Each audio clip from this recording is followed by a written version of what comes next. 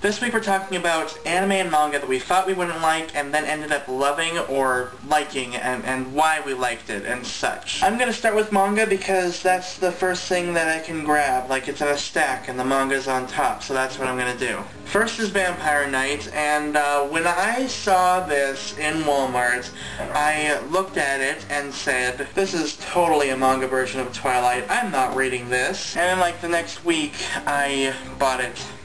And it was one of the first manga I ever bought, and I absolutely fell in love with it in the beginning. And then later on I kind of grew out of it, but I still have a small place in my heart for this series, because it is really good, actually.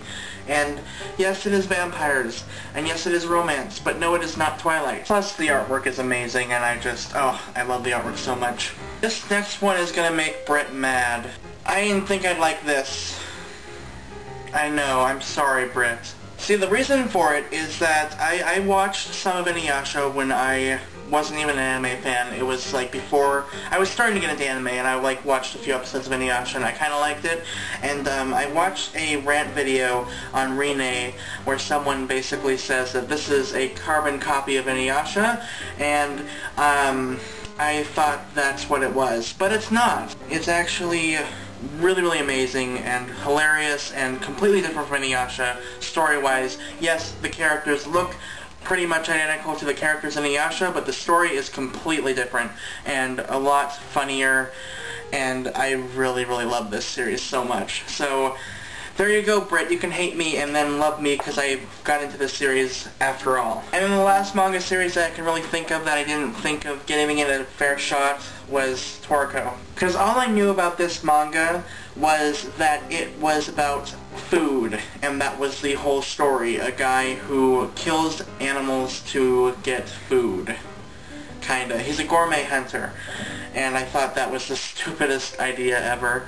But it actually was pretty entertaining. I liked it after I gave it a chance. And I need to pick up Volume 3. I still haven't gotten it or read any farther than Volume 2, but I need to, and it's actually a pretty good series. It's not my favorite, but it's a pretty decent shonen. Then there's probably my biggest obsession in anime ever, and I obsess over it all the time, and it's amazing, and that would be Gundam. I love Gundam so much. So I started with this. This is Endless Waltz, but, well, I didn't start with Endless Waltz. I started with Gundam Wing, but I just got this because it's smaller and more convenient for me to carry around.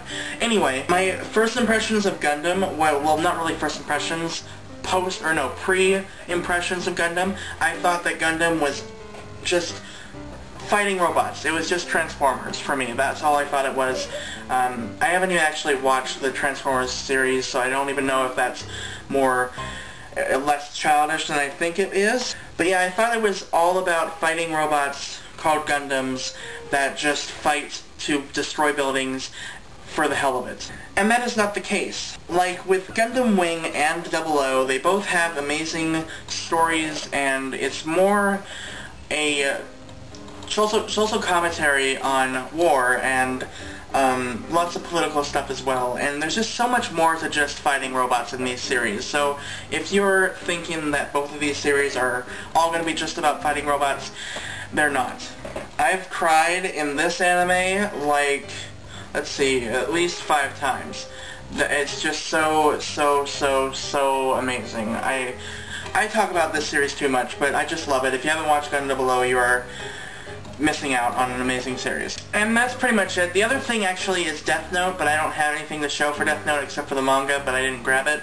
But I thought that Death Note was one of the series that was overhyped, and it wasn't going to be any good because everyone loved it, and I thought, you know, I'm probably not going to like it if everyone loves it, but I did end up loving it. So yeah, tell me what some of your preconceptions of series were, if that makes any sense. I can't talk, but, like, are there any series that you thought were going to be horrible, but then you ended up loving them? Tell me in the comments below or video response. That would be awesome. And I hope you all enjoyed this, and I will see you guys next week. And we will see Melissa tomorrow.